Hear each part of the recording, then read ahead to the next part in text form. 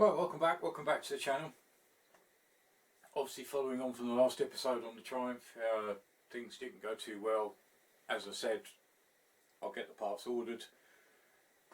I actually placed the order for the parts, so hopefully they should be about a week.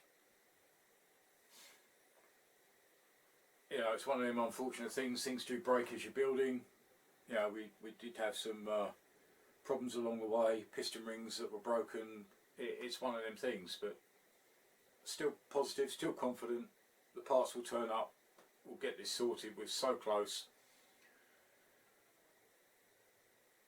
I was unsure what to film next, so I thought I'd stay on the Triumph for one more episode and do a time lapse of the actual build so far.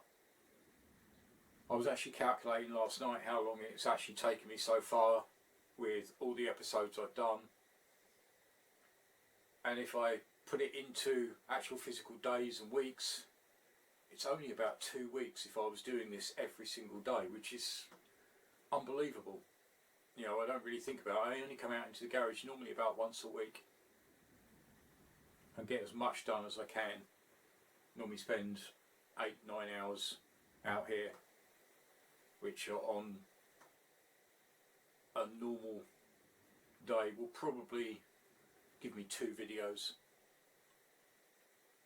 So yeah, 2 weeks to get this bike from, well, as you remember it, all the way back to the start. This is what it came in as.